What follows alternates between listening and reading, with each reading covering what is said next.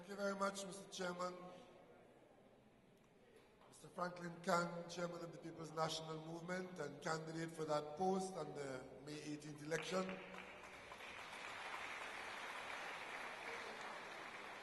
Chairman of the constituency of Lopino, Arima West.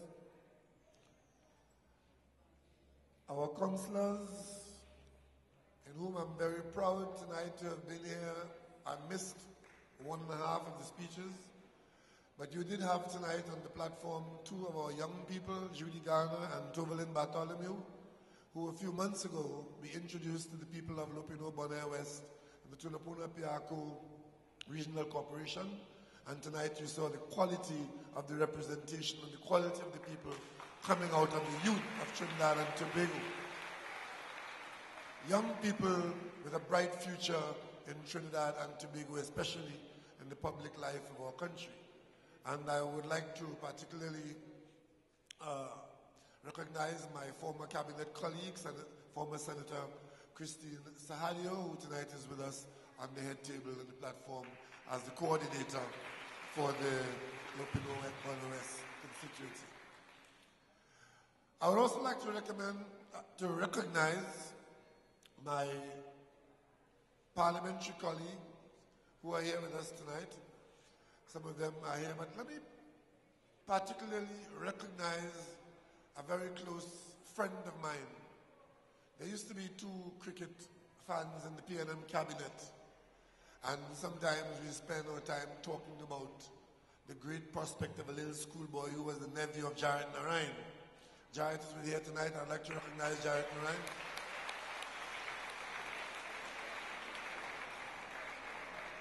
And the schoolboy we were talking about was his nephew, Sunil Narain, who today is one of the world's top slow bowlers and a tremendous force in West Indies and world cricket. We always knew that he had it in him, and he's made us all proud and will continue to make us proud. I'd like to recognize also in our presence the distinguished His Worship the Mayor of Port of Spain, Alderman Raymond Timke, who is running for the post of Treasurer of the People's National Movement with my full support and sanction, and I look forward to working with him for the next 2 years. I also would like to recognize the Chairman of the Tunapuna Piako Regional Corporation, Alderman Gooding, and his team of councillors present here tonight, and accompanying them in row 2, we have the Mayor of Arima, the neighboring constituency, who is doing yeoman work for the people of Trinidad and Tobago.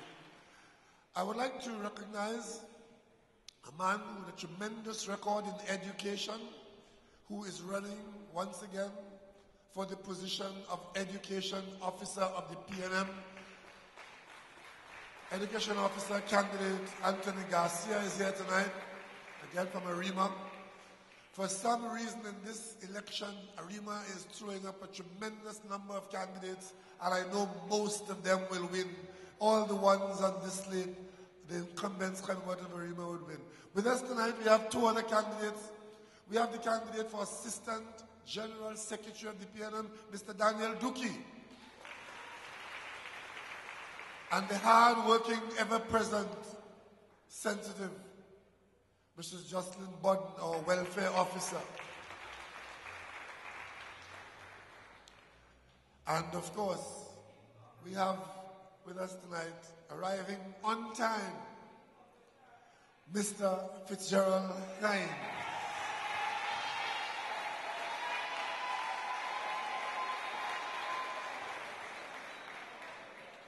And accompanying him in the front row there is my former parliamentary colleague who I spent a number of years with on the back benches of the PLM government, Indra Sinanan from Sangre Grande.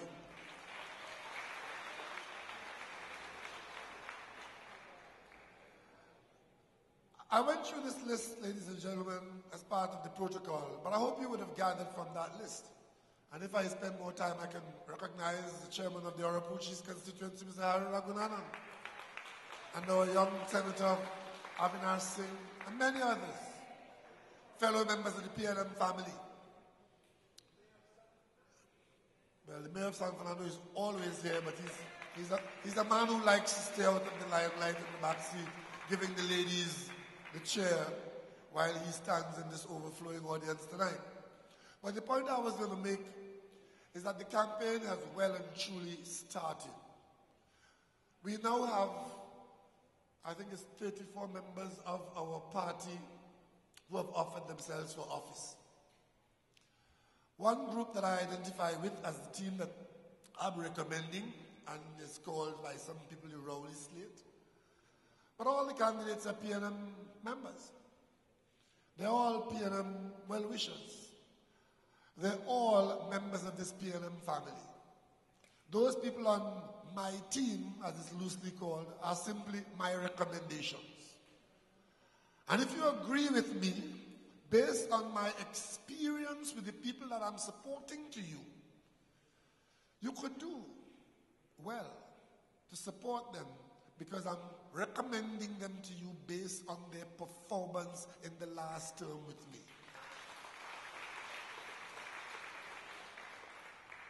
And if there are people who served and are not recommended at this time, that's for good reason. It is either that they did not perform up to expectation, or they were not team players in my estimation, or that better persons have become available. All of these are issues when one chooses a slate to support. But I want to say something to you. Now that the campaign is well and truly underway, I want to remind you that in offering myself to lead this party in an election called in this way under the circumstances that we are operating now, I say to you, and I will keep on saying to you, I'm running on my record. And it is for you, party members who are going to take part in this election, to determine if you will support me to continue as political leader based on the record of my performance, or I dare say non-performance. I understand that there are some people who are going to vote based on how often I smile. That's one yardstick. If I was going to choose a girl, her smile might be the most important thing to me. Another man might choose a girl based on how educated she is, or how lovable she is. But if you choose your political leader based on how often he smiles, especially if he doesn't have good reason to smile, you might choose somebody who ask, is he mad? What's he smiling about? Things are looking real grim. What exactly is he smiling about? I have a lot of things to smile about, and the most important thing that I can smile about is how well and well mobilized the PNM is ready for the general election. I smile about that all the time. But if you come to my office, and as Derek Murray did, Derek Murray came to see me a few months ago from Transparency International Trinidad chapter. And in my office is a picture introduced to me by a certain Fitzgerald Hines. And the picture is one of Malcolm Marshall, a fierce fast bowler, probably the best fast bowler the West Indies ever produced, flattening David Lloyd, an English opening batsman. And Derek Murray looked at it and said to me, that's violent. And I said to Derek, that's what fast bowlers do. They flatten batsmen.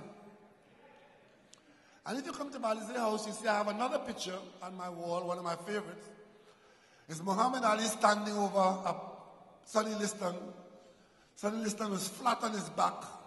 And Muhammad Ali saying to him, get up and fight, you bum. And if you ask me why I like that, you say, well, that's what heavyweight boxers do. They flatten the opposition. And if today, and for 15 years, I'm in the opposition in Trinidad and Tobago, and today I am the opposition leader, that's what opposition leaders do. They flatten the government.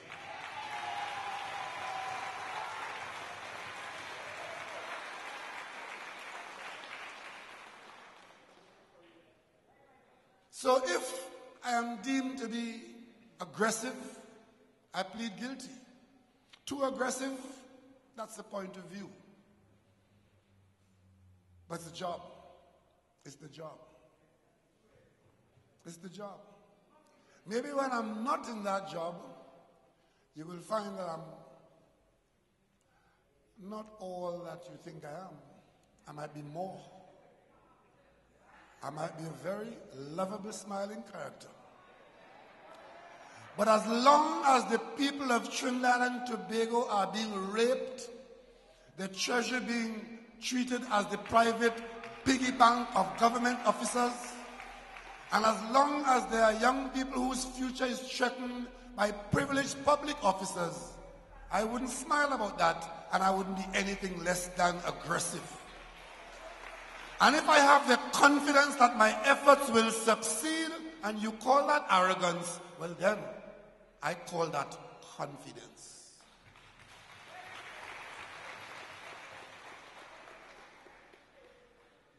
But let me try in the short time I have tonight, because we're running a bit late, and we did have tonight some very, very important questions coming off the floor here in Lopino Bonaire. As I listen to the questions coming to me from the floor, every single one of those questions could form the basis of a many-hour debate. But we don't have the time tonight. But I want to address one or two of them and make a couple of comments. Former Councillor Barrett wanted to know, where does the PLM stand with respect to the interests of First Peoples? This issue will come up again. From the opposition, I can say to you, having been in government, is that all our treatment and dealing with the First Peoples in Trinidad and Tobago would be based on respect and respect of your rights and your presence. With respect to land grants, these are things that we can talk about if you're talking to a government. I don't know, you made reference to a cabinet note. I must admit, I have no knowledge of that cabinet note or what it contains, so therefore I can take no position on it, except to say to you that the dialogue between the central government and the First Peoples is one that could only be beneficial to all the people of Trinidad and Tobago. And insofar as there's a greater awareness of the presence of a population of First People in Trinidad and Tobago, and they can be identified as first owners of lands in Trinidad and Tobago, if they have a need for or pressing demand for land grants, then the PNM is your friend.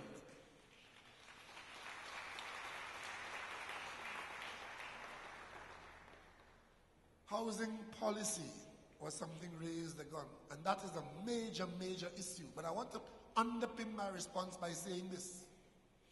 It is unrealistic for every citizen, adult, to expect that the government of Trinidad and Tobago would provide you with a house. That is unrealistic. No country can do that, except probably one or two small Middle Eastern countries. However, the idea of the government increasing the housing stock and in making the opportunity for you to get a house, possibly from the state, and one that's affordable, something that you can pay for over a period of time, commensurate with your income, and something that you can pass down to your family. It is PNM policy, and it has been PNM policy, that this should be a sustained effort by the state. But the nature of the problem is one that grows. When I went into the Ministry of Housing, I met a list of applicants. The backlog was 40,000 persons. And that 40,000 had remained pretty stable and stagnant since the late 80s. But the PNM was out of office, and others came into office with a policy which says, under John Humphrey, who was a main player in that period, that the state has no role in building houses. And that policy had some serious effect for years. And people had stopped applying for houses because there were no houses to be had, because the building program had virtually come to a halt, and then that was followed by a period of economic recession where the government, even though the PNM was willing to build houses, the money was not there in large quantities to do any serious building. So there was a great hiatus in the building, and the number stayed about 48,000 when Martin Joseph became Minister of Housing. When we started to build houses and houses were actually becoming available and people were seeing the results of a program that said, yes, we can increase the housing stock by building and distributing houses, the number of applicants skyrocketed to about 65,000. And very soon, it was close to 90,000. I'm being advised today that it's over 120,000 people who have applied for houses from the HDC. Of course, there's nobody that is a small assignment. One thing I can tell you, though, is that the wisdom of the PNM's policy, that there's a role for the state in constructing communities, making housing units available, whether it's in East Port of Spain, whether it's in Wallafield, whether it's in Diego Martin or Tobago. Those opposed to us have now come around to admitting that the state has that role and the housing construction must continue. You say you're not seeing any construction going on, you're looking in the wrong place. Because a lot of housing construction has been initiated in South and Central Trinidad, where land is more available. And there are a lot of houses which are close to completion or have been completed and are left undistributed in the East-West corridor by the current government. I want to ask you all something. How many of you passed by Piarco Airport and see the Orapoon housing project there?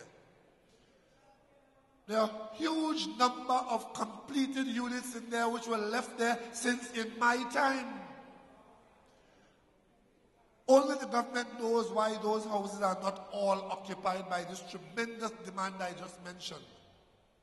And you may recall right next door here in Cleaver Heights, one of the finest housing projects ever undertaken in Trinidad and Tobago. That was one of the projects under my tenure, and when I left office in 2007, they were almost completed and some of them were actually occupied. Unfortunately, we had a PNM minister called Emily Gaynor Dick Ford, who thought that her assignment was to find where I stole money in the HDC, and spent 2.5 years looking for where money was stolen by me. And her greatest achievement was ending up in front of a commission of inquiry to prove that 6 plus 4 is always 10. And if you see 6 plus 4 make 11, it's a mistake. And they left the houses there unattended for the period of her tenure. And those houses, I think they paid millions of dollars having security watching completed houses while they tried to find out where and how much money was stolen by me. The end result is the houses were not distributed and they are now left to the whims and fancies of Moonlal and his distribution program, which only he knows. That is the record of our last days as a PNM government. And I make no apologies for that. We mishandled the housing completion and distribution. We also had people telling you, oh, the reason why they couldn't distribute the houses is because they were defective. I want to ask you, how come when I was the Minister of Housing, every week we were distributing houses, you didn't have those complaints? I have no doubt 1 or 2 or 3 or 10 or 20 houses might have had an issue, because in the building program, one of PNM's policies was that we would use small contractors to build houses, a deliberate policy. And some of them might not have been up to speed, and we may have had to do corrective work in the building of the construction contractor base. I know that. But to tell me that you had thousands of houses completed and couldn't be completed because XYZ what happened to them is all a fallacy. And it was one of the first attempts to shovel money out of the treasury, because they used the so-called remedial works program to give contracts to their friends to do next to nothing. People have been paid hundreds of thousands of dollars to fix a broken toilet or to fix wiring in a house. In fact, some houses they left and allowed people to go in there and remove the wiring, take out the, because they wanted to say, well, the program had problems. How come those problems were not there at an earlier time? But suffice it to say that under a PNM government, a government that is committed to a role by the central government to ensure that the housing stock is increased. It's better to have a PNM government in office if you want a chance of getting a house under the system of the HDC. That's your best chance. But it's not feasible to say that the government will make available a house to everybody. Because the greater you have a number of houses in the public sector, the better your chance of also getting one in the private sector, and the better your chance of your rent going down. Because if houses are available, the pressure to push prices up will not be as great. That's what it is. I can say no more to you other than have confidence that the PNM's record, a record that built Diamond Vale, that built in Caranage, that built in Sangre Grande, that built here, right here in this neighborhood, that is the record that you want to subscribe to give yourself a chance of getting one of those units. And a gentleman from Toko, he said there's some fear that I might be too rigid in applying the law against squatters, and the squatters in Toko are afraid of me. Where did you ever get that from? I can tell you, persons who are squatters have never fared better under any minister than they fared under my stewardship as Minister of Housing. The first thing we subscribe to is that the Parliament has taken steps and passed laws to stop the expansion of squatting in the country. So there's no policy in the PNM to encourage squatting. Squatting creates substandard housing, substandard neighborhoods with a series of economic and social problems. In parallel to our attempt to stop squatting, we had a massive housing program to make housing units available, and that's how we go. And in that program, existing squatter communities have been targeted for regularization, meaning put in those communities what they never had when you went to live there. Roads, sewer, lights, drains, water, all of that. And as I speak to you here now, one of the best squatter areas that have been converted to standard living in Trinidad and Tobago was up here in Bonaire North. Up in Windy Hill, massive housing slum. Go there now and see if you would like to live in there. Racetrack around the savannah. That was one of the projects under my stewardship. Go there now and see what is there. All the infrastructure south of the racetrack. What you call Jacob Hill? That was a squatting community. Go there now and see what it is. The best roads in Trinidad, best drains, electricity, telephone, cable, lights, and so on. That is called regularization. In Sangre Grande, we did the same thing. This is a process and a program that had been going on. Unfortunately, the current government has not been so interested in keeping this going. So I don't know who has been spreading this rumor about squatters and me.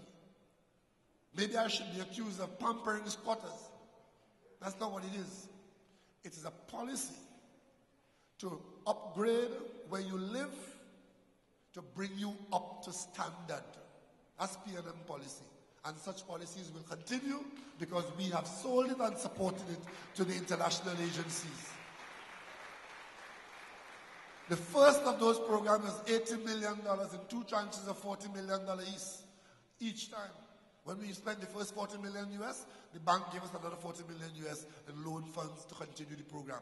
That is a program that should continue in Trinidad and Tobago regardless of which government is in office.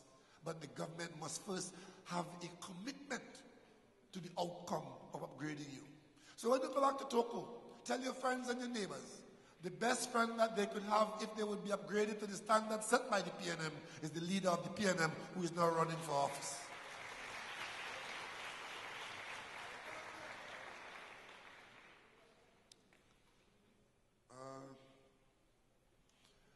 Somebody raised the question of NP. Until there's a fundamental shift in government policy, which I have not seen yet, or we're not anticipating, NP will remain a major player in the supply of hydrocarbon fuels to Trinidad and Tobago in conjunction with our ownership of the rest of the industry, and any change in NP's status would be tied up in any policy which would necessarily involve Petrotrin and similar agencies. However,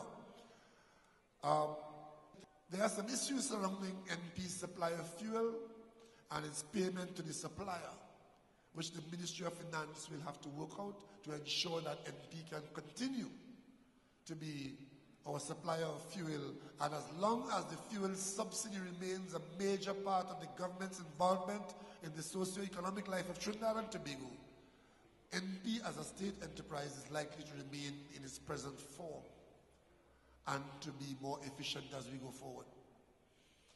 The whole question of NP becoming the supplier of CNG and having 500 million contracts going to friends of the government, that will not be the P&M policy. And CNG and other kinds of platitudes will not be the policy. We will be realistic in the rate at which we can convert to CNG, and we, in the next go-around, will ensure that public vehicles, fleet vehicles of the state, are in the forefront of converting to fuel efficiency using CNG and so on. So there are policies that we can talk a long time about. And one lady talked about what we can do about black men dying. It's not only black men dying in Trinidad and Tobago, it's everybody. Any country our size which can generate 100 homicides in 2.5 months is not a black man problem. It's the country's problem. And every one of us is vulnerable. And what we do is to ensure that we tackle the problem from a variety of fronts. And the first one is to not create an environment where those with criminal intent are confident that they can commit crimes and there are no consequences, that they may not even be identified, that witnesses are so scared that they will never come forward, so that heinous crimes can be committed with impunity. Because witnesses know that they have to be fearful of criminals. And for that to happen, we have to have an effective and efficient police service. There is no alternative to that. Teachers and doctors and nurses and pastors do not have the assignment to secure us and to treat with the intent and actions of criminals. The people whose job it is to do that is the police service and other arms of the state security system, and we have to focus on making them more efficient and more effective. Whatever that takes. And there's no simple switch that you flick and say, okay, they can now do that. There are a series of actions that have to be taken and taken on a sustained basis. And most importantly, the government must have the moral authority in the country to demand good behavior on the part of citizens. The government must take the lead. Criminals cannot lead criminals and get a good outcome. We will first and foremost conduct a manpower audit of the Trinidad and Tobago Police Service by experts to see whether in fact the resources we are directing to this problem are in fact being utilized and are effective and efficient enough, either too much or too little, to ensure that the police service is an effective agency. And if they need help from the inside or the outside, they must get that help. We will also have to take steps to ensure that the judiciary dispenses justice in the quickest possible time so that criminals can meet their comeuppance within real time. We must have proper intelligence gathering agencies functioning so that criminals and criminal minds must know if you think the crime, if you conspire for the crime, if you commit the crime, then the agency of the state have the resources to come after you, and there's a better than good chance that you will be identified, you will be caught, you will be charged, you will be convicted, and you will be sentenced. And until that situation is what prevails in Trinidad and Tobago, the minority with criminal intent will continue to prevail. Unfortunately,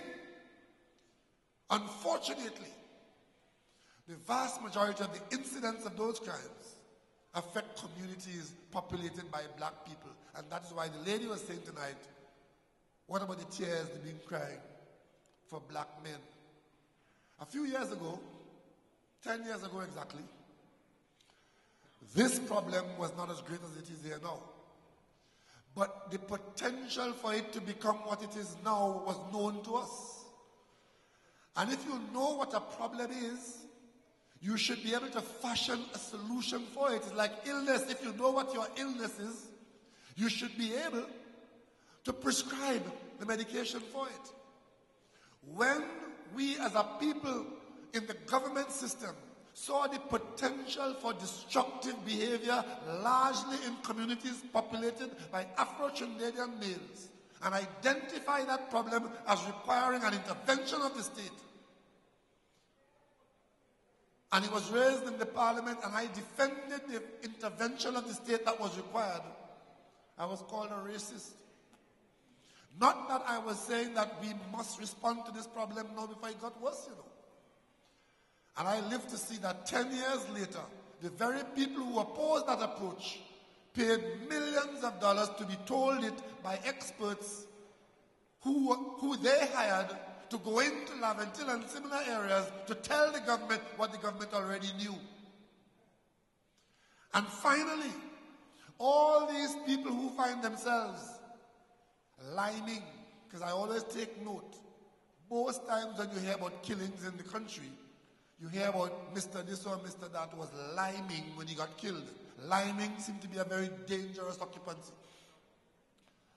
And you have to ask yourself, to what extent are the failures of parenting and community support for those that are disadvantaged contributing to an unending supply of young men who place no value on their lives? To what extent? To what extent have communities condoned wrongdoing in small measure and it turns out to haunt them to the grave? To what extent is wrongdoing being encouraged in the household? I have addressed citizens in Laventille and I told them frontally, when Laventille was the center of criminality in Trinidad and Tobago, making the news on a daily basis. Because every time you mention crime in Trinidad and Tobago, they tell you Laventille. It's no longer a Laventille problem. It's a Trinidad and Tobago problem. Because people all over the country have seen what is happening. Some of them making good money. When I was a child, I learned that crime does not pay. Fool yourself today. Crime pays some people and pays them very well. Including people with degrees from the university. Some of them with long guns in the court. But the bottom line is, we have to address community relations, community standards, and household responsibility. Because if there's an unending, I saw tonight on the television a clip of some school children from one of our schools in the West, young girls behaving in a manner like hyenas in the African jungle. And the bottom line to all that is that they do that knowing that nothing will happen. And their disregard for authority was frightening. And until we address those things, and the basis for addressing it is that there must be consequences to your behavior. But either we have no mechanisms in place to have it done, or we have no willingness and intent to do it. In any normal situation where order of the day was acceptable to the people involved, all of those girls in that video should face some serious disciplinary charge of one kind or the other, so they could understand that what they call a right is in fact a privilege to go to a secondary school, and if that is how you behave, there are consequences to it. But in Trinidad and Tobago, you could arrange in a nursing home to receive a patient with a stomach full of cocaine. You could cut open the stomach and take out the cocaine and give it back to the customer. And up to now, nobody could tell you what is the outcome of that story. Where you know who committed the offense, you know where it was committed, and you know what happened. But up to now, we don't have the ability in this country to bring anybody before the court for that matter. You understand where we are? So if you find that I'm too serious and I don't smile, I'm not going to smile about that, because until there are serious consequences to actions like that, then I have nothing to smile about. As I'm coming up here tonight, I heard a piece of news coming out of London, where the Daily Telegraph has reported that a certain Minister of Government of Trinidad and Tobago of recent vintage is now being accused of taking millions of dollars from the Qataris for the award of benefits, World Cup and other things. And you know, now that it's unfolding in this way, I'm asking myself, where were all the people who were getting senior council advice to say that Jack Warner was in the best position he could be in the cabinet of Trinidad and Tobago? Where are they today? You know where they are? They're freshly out of Jack Warner's West, where they fought a by-election against Jack Warner. The nastiest election ever fought in Trinidad and Tobago was fought in Jack Warner's West between Mrs. Kamala Persad-Bissessar and the cabinet and Jack Warner and the ILP.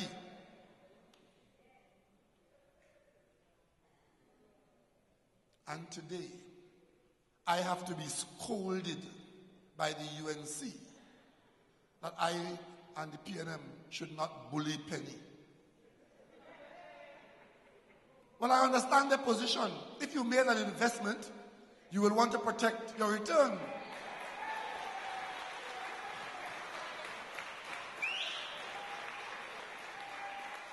But in the meantime, I would like to ask you to keep your snotty noses out of PNM's business. You, who are in a party which does not hold elections, all your office holders have expired in office over a year ago, and you all continue to function like nobody's business. Michaela Pandey has written you twice and held press conferences asking you why are your party organs not functioning and why you're not holding elections, and when you're not concerned about that, but you're concerned about what is happening to Penny in the PNM.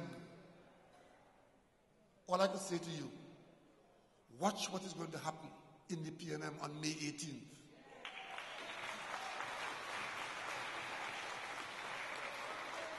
And for the nth time, I'm saying to you of the UNC and wherever else you are in no position to give the PNM any advice in any matter.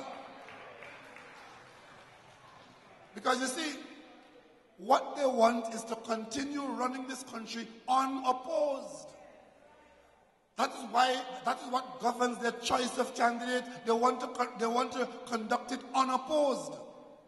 So tonight, now that we're in the middle of the election, and I am supposed to be the big bad bull that is raging, and that is aggressive, and that is unacceptable to those who want somebody nice, I want to invite my colleague who is running for PNM leadership to join me in the condemnation of the outturn of the Jack Warner matter.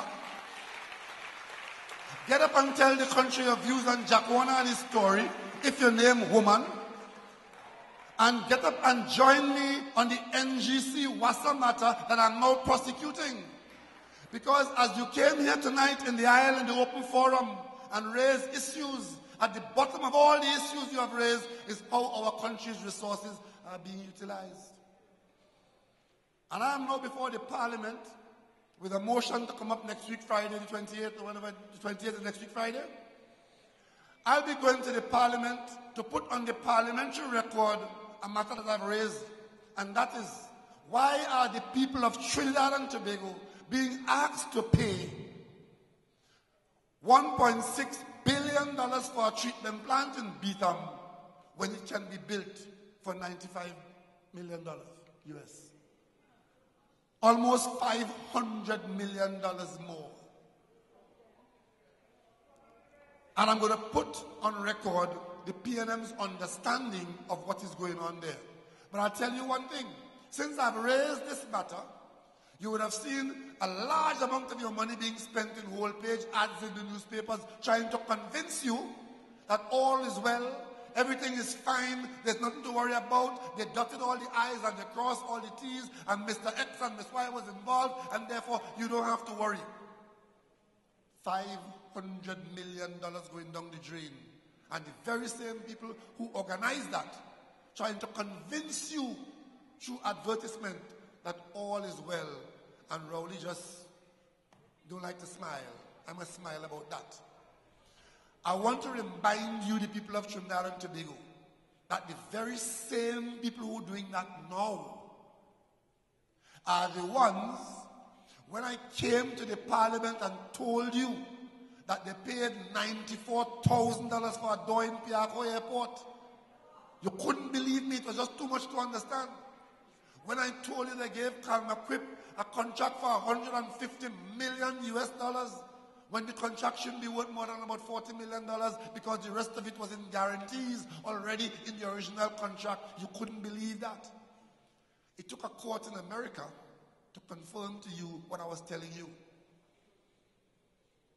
And when I told you that they gave a contract to their friend without tender through NIB, when you asked them, how could you do that? They said, NIB, NIPDEC awarded the contract, and they gave you reasons why all was well because it was awarded by NIPDEC, and they don't know what the PNM is talking about. I went to the parliament and I filed a question. Was the tender, when NIPDEC awarded the airport contract, did NIPDEC follow NIPDEC tender rules? When they saw the question, they now realize what kind of answer they have to give.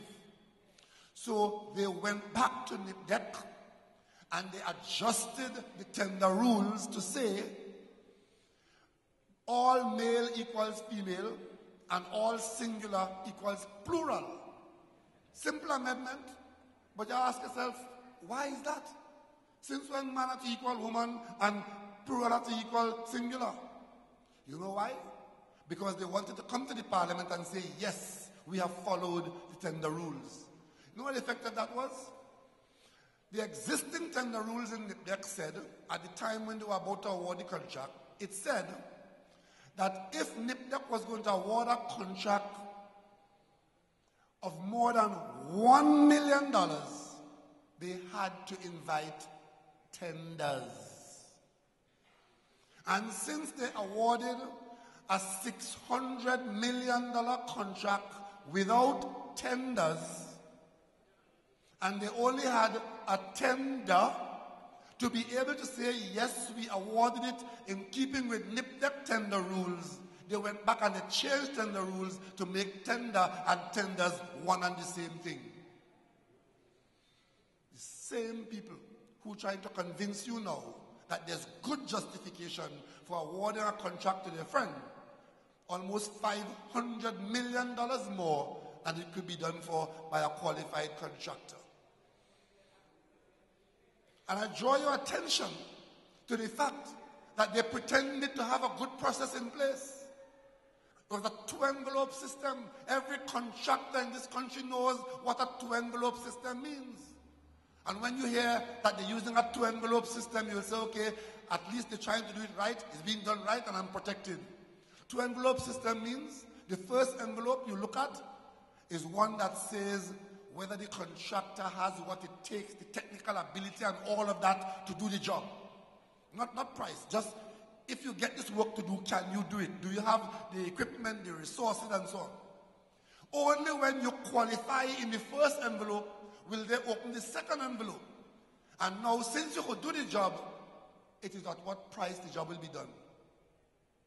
So a two-envelope system, you end up with two contractors. Both can do the job, to build a treatment plant, to clean up water.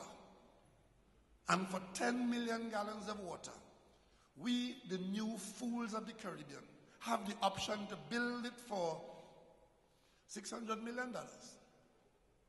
And we agree to build it for twice the price. And they want you to accept that. And 16 contractors came and paid $5,000 US to get the documents. Something happened, and 14 of them walked away. And you are not interested to find out what happened that caused 14 contractors to walk away, leaving only 2? And with only 2 left, only 1 eventually got the contract because of the 2, 1 was knocked out, the one with the lower bid. Tonight, I'm calling on my colleague who wants to be the leader of the PNM, take a public stand on this matter and show me that you're not afraid of the government. Because so far, you may want to remind me of the instances when my colleague took issue with the government, the Prime Minister of Trinidad and Tobago. Tell me when. And tell me how many times in the Jack Warner scenario of the last 3 years did my colleague ever once take issue or made a public statement on Jack Warner on principle of any matter. And then you'll understand why today we're getting scolding from them to leave Penny alone. But this election is not to elect their leader, it's to elect the PNM leader. So stay out of it. It's a matter for PNM members, and the PNM members will choose a leader who will stand up for the people of Trinidad and Tobago. And I will stand up for you at every occasion, and I don't care how they feel about me. I feel about you, responsible for you as you were responsible for me. This country has been very good to me. I was educated from Mason Hall government straight through to university, and I spent from 1978 being educated by the people of Trinidad and Tobago. And if all I can do for you today, at this stage in my life, is to stand up for you in the face of UNC corruption, then I am your man. If that's all I can do for you, I will pay back the debt that I owe the people of Trinidad and Tobago. We are not helpless and we are not defenseless. A few weeks ago, I received a document. It was the report of FCB, the annual report of the bank. And I'm interested in FCB, and I always loved that bank because I was in the cabinet when FCB was created from the wreckage of NCB, Workers' Bank, and they brought in the Penny Bank. When we spent $300 million of money, your money from the central bank, to create FCB, experts who are today, big experts in Trinidad and Tobago, experts then were telling us we were throwing good money after bad, and we should have allowed the whole thing to go through for naught. We said we'll create a new bank by bringing together the expertise, and the government will bankroll it $300 million. It's the best investment the people of Trinidad and Tobago ever made. So when FCB report came on my desk, especially after the recent IPO where shares were sold to all of us with our support, I opened it and I saw where 2 managers, one in particular, was the owner of 600,000 shares of FCB. I immediately wanted to find out, how did this happen? The 2 people in there, one with 250,000 shares and one with over 600 million shares. I am not saying they're not wealthy people. I'm not saying they couldn't pay for the shares. That is not the issue. I simply ask, how did it happen? I'm still waiting for an answer. But what I find interesting is that I called a press conference the very day I saw that. And I called on FCB to explain this to the people of Trinidad and Tobago. Tell us how it happened. And when we know how it happened, we will then be able to determine if there was wrongdoing or underhandness. And once again, we started getting gobbledygook from the people involved. And the Minister of Finance has called for an investigation in the matter. I am awaiting the outcome of the investigation before I say much more. As I go to the Parliament next week, Friday, this matter may very well come up. And I hope that by then, the urgent report on this FCB matter would be available to the people of Trinidad and Tobago. But interestingly enough, a member of the media, today I think it was, posted an accusation on the opposition as to why the opposition has done nothing about the FCB matter. You have to ask, he had just arrived from Mars. Was he not there at the press conference? This whole FCB matter came into the public domain when the opposition raised it. I called in on I-95.5 and spoke on the matter. And immediately after, Peter Purnell called in and joined issue on the matter. And subsequently became a news item. And the Minister of Finance has since said the matter is being investigated. But that will be a matter for another time. But I tell you this so that you could understand what the role of the opposition is and what the role of the opposition leader is. It is not to be smiley. It is not to be the nicest person in Trinidad and Tobago. It is to be the country's roughest and toughest bulldog in your interests. Because if you're not that, they will do you all manner of evil. They will lie to you. They will steal your money. They will enrich themselves and tell you all is well. There are some countries around the world where government officials have stolen the country blind. And poverty is the order of the day. Children can't go to school. Diseases killing people all over. No infrastructure. And a small minority of people are getting fabulously wealthy. Trinidad and Tobago is now embarked on that road. I always tell you I was shocked when the wife of Sani Abacha turned up in Orly Airport in Paris with 35 suitcases of cash in US dollars. A Nigerian president's wife. So if you all think that office holders don't steal public money and deplete what's available for people in the country, ask yourself, where is the current arrangement taking Trinidad and Tobago? If we don't have a serious resistance and pushback to what's happening, and that's why tonight I say to you here in Lopino Bonaire West and to all of Trinidad and Tobago, pay attention to the motion that I'm going to bring to the Parliament next week Friday. And if you have the time, come into Port of Spain and stand outside the Parliament and tell this government that you are interested, you are horrified, and you will have none of it, and they must account for what they're doing with your money. If you're interested, you can do that. And I see you down there to let the government know that you are paying attention to what they're doing. Because what they're telling you is to keep calm, all is well, and they're hoping to continue in office. If there is a PNM leadership that is partial to that, then that is what they're asking you to have. In two of the meetings I spoke, I raised the issue of the dangers that proportional representation pose to the PNM as a political party and to Trinidad and Tobago as a nation. I stood by the PNM's long-argued position that proportional representation is not the best arrangement for this country. It can lead to fragmentation and constant instability and ethnic strife if we're not careful. And what? I get a scolding from the UNC saying that I should allow a candidate of their choice to have a different policy. Because if I don't do that, I am maintaining the PNM in some cult arrangement. And they're saying that there are no issues on these platforms. So the raising of the NGC water contract, where there are serious allegations against the government for conspiracy to defraud the country, as far as they're concerned, that is not an issue.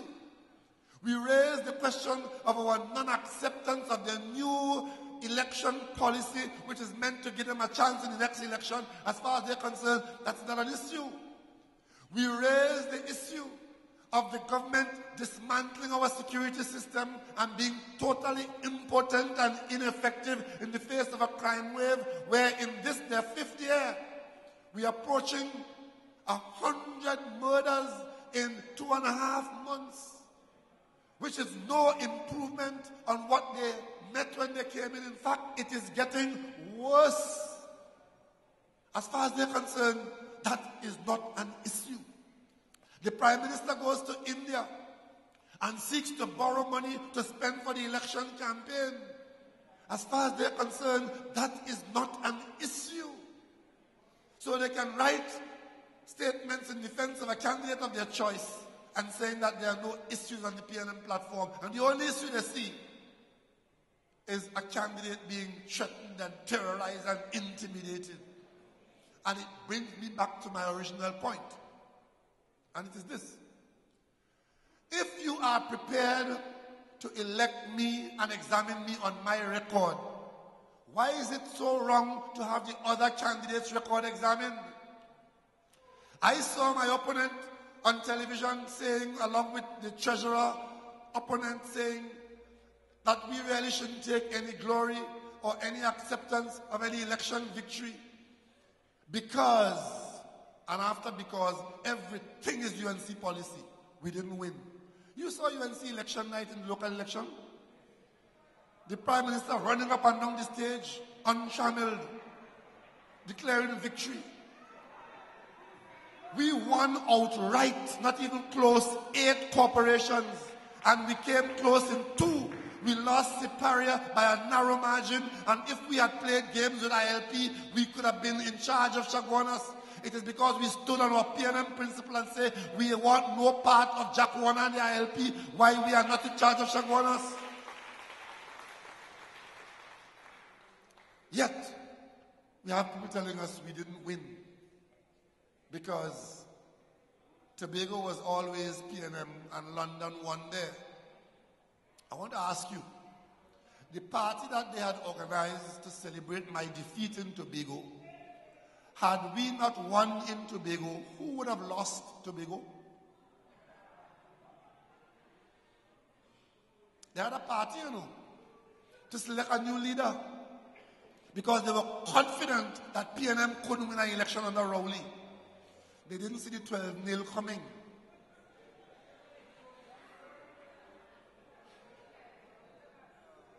And then I have to listen to my colleagues twisting the facts, saying that the PNM lost more of its votes than the UNC in the St. Joseph by-election.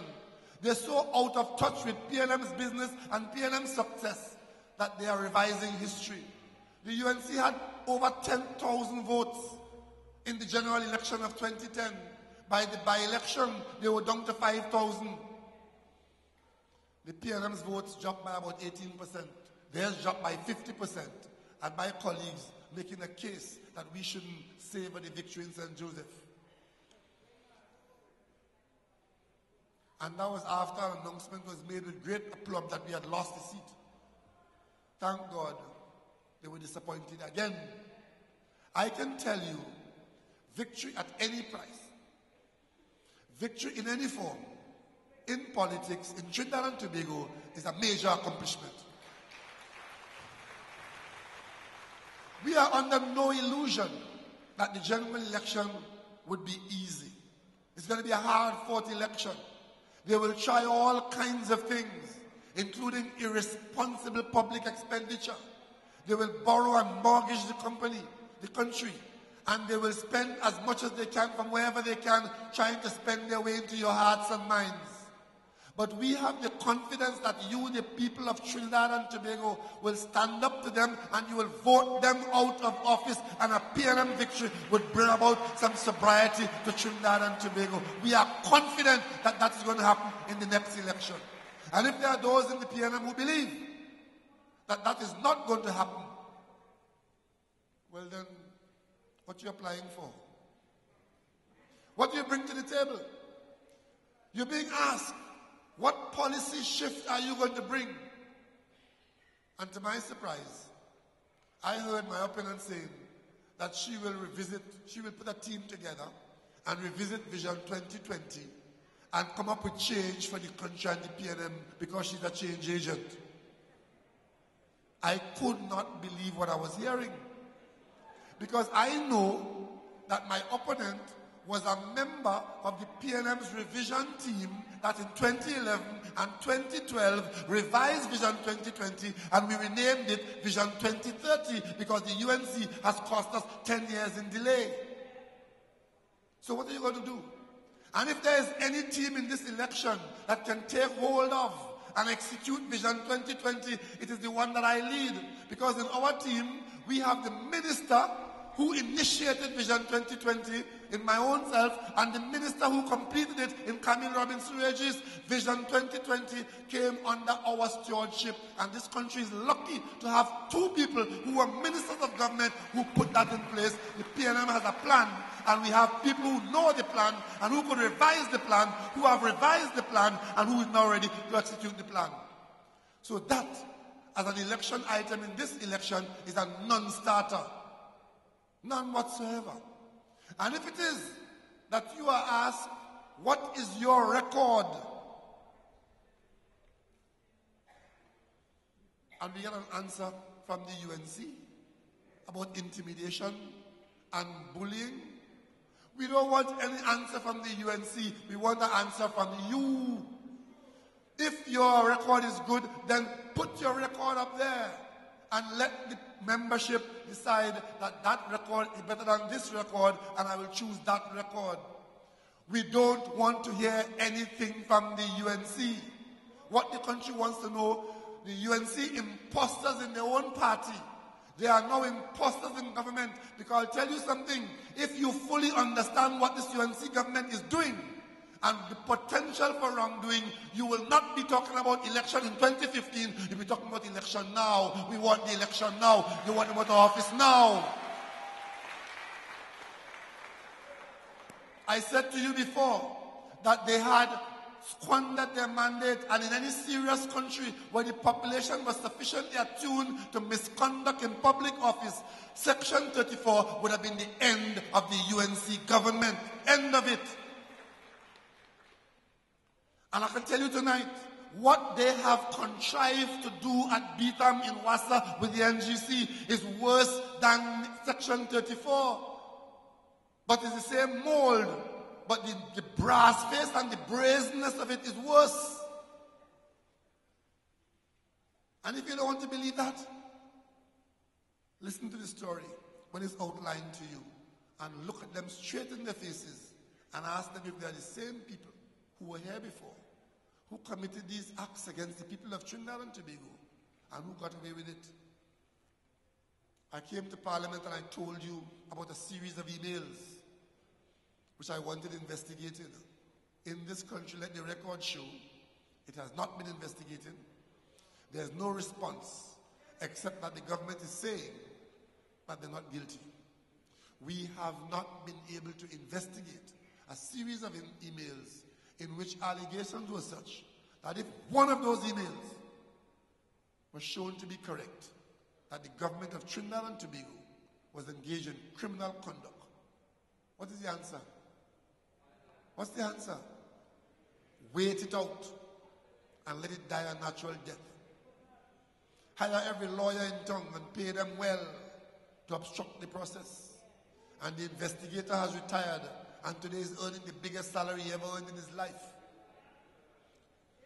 And they've interviewed many members of state and has reported nothing to you.